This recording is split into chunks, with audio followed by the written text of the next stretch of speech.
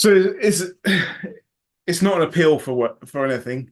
It's No, not. definitely not. No, definitely not. No, but I'm just saying there's lots of people still because people still want to help even after all this.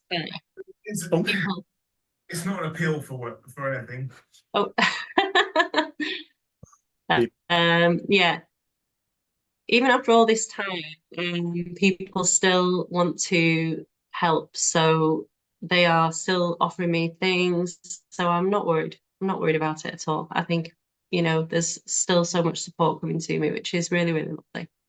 Really lovely. So moving forwards, and staying resilient, and would you say that I suppose having your business has helped you to move forwards? If you're employed and just in a job, you would have gone back to your job after a period of time. But I suppose maybe looking at it differently, the business has kind of made you focus or you've had to refocus and carry on, haven't you, really? Yeah, absolutely. I think I still do feel very lucky to have had that business to do that for me because like you say, it made me it made me keep to a routine. Mm. It made me I had to be, even if I didn't want to, I had to be able to speak to people and to get work in because I still need money. I need money now more than ever before, you know. So to do all of that, um, I think the business really did keep me on track in many ways. And it was also not immediately because it was quite hard job to go back to immediately after losing my own pets to go and then look after somebody else's pets. Oh God, that was hard. That was really hard. But after once that had eased up a little bit, which it did, but we did take a couple of months, I'll be completely honest. And some people said the most insensitive things, but that's another story. But once that had gone past, I think that actually being around the pets, it was like a bit of therapy for me as well. To be around the dogs, to be around the cats.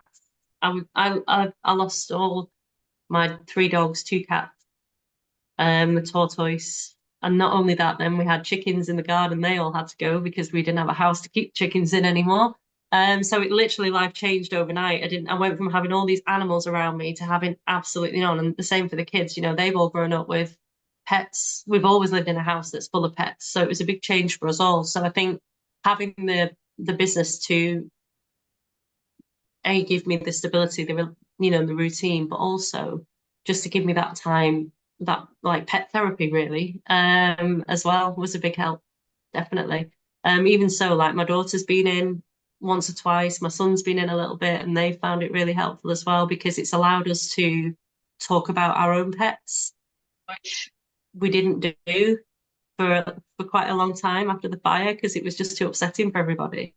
But yeah, going in there, it's allowed that conversation to open up, and everybody's been able to talk and reflect a little bit. So it's been nice. It's been nice. But yeah, the business has definitely helped me in many, many ways to stay in control and to keep going Yeah. when I've not always wanted to. Yeah, and I've always kept an eye out, and you've sort of kept an eye out for your children with around signs of trauma and making sure that and this could still happen, a year in, just keeping check with yourself, just to make sure that that trauma, like no late onset trauma sort of signs and symptoms, and we've been able to put you in touch with other people to help with trauma, haven't we? Yeah, yeah, definitely. I've had a couple of chats with a few people now who you put me in touch with that have been like trauma specialists, and they really did help me at the time as well. Help the kids as well because they're not always they're not always willing to say, yeah, well, I really think speaking to somebody would really help me, mum. Like that's not how kids behave at all. Teenagers, especially teenage boys, they're like, don't want to talk to anybody, don't need to talk to anybody, I'm fine. I'm fine, even though you're clearly not fine. Um, so yeah, that was really helpful, even for them to just overhear what we were talking about and hear that there's strategies to help you manage your grief and Mm. manage your stress. Like my eldest daughter, there's one going past. My eldest daughter, She is animal mad. She had an anxiety disorder as well, which she still does, but the pets were very much therapy for her, pet therapy. Um a lot of they gave her a lot of confidence. They gave her a sense of purpose. They gave her a lot of comfort as well. And she lost all that overnight, and she really struggled with that. That was really, really tough for her to deal with. So she's had quite a lot of therapy. She had a lot of counselling sessions since the birth. She just felt really, she went through all the classic signs, like the grief cycle. She went through everything. My goodness, she was angry. The anger lasted for a while. She was very angry. It's not nice, but she's can't. She's she's worked through it now with her counsellor, and she is feeling a lot better now. She still has moments, we all do. Yeah. But I mean, you look around the house, it's like a shrine to those dogs. And there's picture there, there's paintings there, there's cushions upstairs. Like we're not without them, even though we are without them. Yeah. Um, but yeah, I think we all, and the difficulties as well, everybody deals with grief differently, don't they? And deals with stress and deals with trauma differently. So, oh, it was an interesting house when we moved in here the first couple of months. It was, we all tiptoed around each other, Go trying through not different to. stages separately. Yeah, absolutely. Yeah, it was really hard to manage. And as well as their mum, even though they're a bit more grown, not completely grown up, but they are a bit older, they are a bit more grown up. I still would have taken that from them if I could. I Mm. still didn't want them to be sat with their pain and sat with their suffering. That was quite hard to watch. Yeah. Yeah. But we move on, don't we? We do. We have to. Well, what else can you do now? I've always been the type of person where, like I said it earlier, life has not always been kind to me. And you're always the type of person, you've got to be the type of person who goes, right, this has happened to me. I can't change it. I can't, I can't improve it. It will swallow me. It will swamp me. Or you be the person who said, right, this has happened to me. However, I, I respect that. It was tough. It was hard, but there is still a lot of goodness. There's a lot of positivity in the world. There's still a lot of happiness in the world. That's what, God, it gets me emotional. That's what I said to the kids. Like there's still a lot of life for you to enjoy past this. So Yeah. you've just got to get through it.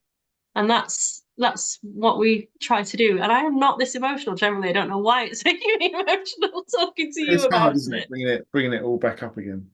Yeah, I think it's more when I think about the kids because they struggle with it so much, particularly Jess.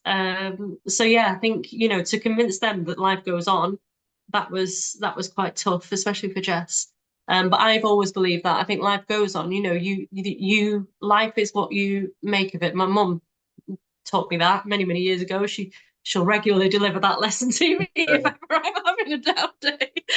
But life is what you make it. So if you want it, go and make it happen. If you want a happier life, make a happier life. That's kind of how I've always tried to live and certainly how I was raised. And I think now I think I've just got a better skill set behind me to be able to make that happen. Like I can rely on my business, I can rely on my relationships with my friends. I've not got a huge circle of friends, but I've got a really good circle of friends now. Have been a great support to me. And, all the things I put in place, I know I can rely on my business, my friends, my family, my routine, because I put that in place and I am in control of that. So it doesn't matter whatever else happens. I've got those foundations in place that are solid, and There's that's that been really important. there's that mindset work there, isn't there? Yeah, probably. Yeah, probably. I've done the crying apart from the odd tear. But yeah, I think that's it. It's mindset. It's about knowing what you can change and what you can't change. I'd love to say I could change any of the things that happen to all of us, but we can't. We just have to make the best of what we have now and plan for the future. That's all we're doing. And the girls are Jess's. The girls they've had a year off uni. They're going back to uni in September, both of them. So Jess has had a year out. She missed a year in industry, which was disappointing. She was supposed to be at Woburn Safari. working as a line keeper, which I know pre-fire she would have absolutely loved that, but post-fire she just couldn't do it. It was too upsetting for her. It was too soon. She didn't want to be away from home, so she's had a year off. Holly, my other daughter, she's had a year off as well, and we've all just regrouped a little bit really. But like I've said to them, plan to go back as soon as you feel up to it. So they've had the year, they're going to go back in September. Jess is going to a fourth year of a degree, zoology. She's going to be going to Borneo in September for 2 weeks. She's really looking forward to that. And then she'll start and do a dissertation and do a last year. And Holly's started a different course. She is going to London in September. And Nice. she's doing a completely different course there. She's doing fine art and she loves it. She loves drawing and painting. So that'll be really nice for her. And Alex is a work in progress, but he'll be fine. So looking at the future, what do you want to achieve in the next sort of 12 months? What do you want your business to achieve? I am I'm really ambitious with my business. I always have been. And more so since I joined the program. It created a bit of a monster in my bill, I'll be honest. But I really do. I've got good, strong daily target that I want to achieve. And I've got a really solid how I want to do that in my mind. In terms of the work I want to be doing. So in the next 12 months, I want to have the right kind of work. I want those appointments filling up and pre-booked so I can rely on that so I know where I am with the income side of the business. I've got my son just starting to work with me. He's only done a trial for like 2 weeks, but he's enjoying it. And I might well train him up to groom dogs. He's a level 2 qualified barber, and so he can use clippers, he can use scissors. He's quite confident. He loves pets, he loves dogs, and actually quite likes being around them again now. So maybe we'll be training him up as well and seeing how he can fit into that.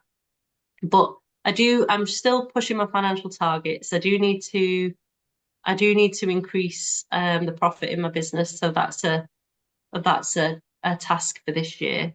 So I'm looking at doing that by earning a little bit more and putting my business expenses down as much as I possibly can. So that's a plan for this year as well. But yeah, I feel really lucky to have that and to still have this opportunity open to me, really. Because I know a lot of people, I can only imagine the struggle people have where they go through something like that and they don't have the support network and they don't have something like the business to keep you upright, where they don't have all of that. How difficult that must be for people. So in many ways, I do feel very fortunate, even though I say to the kids all the time, like, we are the luckiest unlucky people. We've got a lot to be, as much as there's a lot that has happened that's really bad, really, really bad, but we also have so much good stuff to fall back on as well, and so much good stuff to report.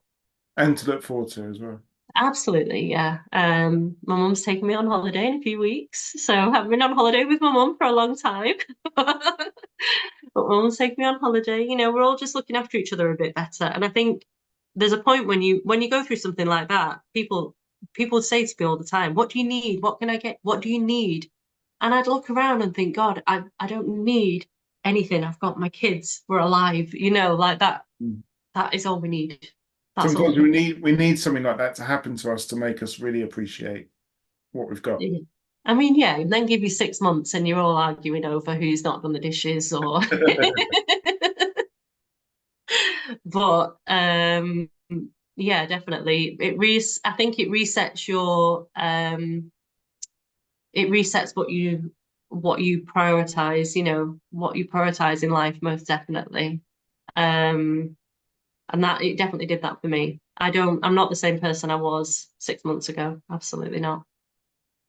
Or 2 years ago. Or even 2 years ago, but definitely. I think I just keep changing, evolving. Evolving, improving.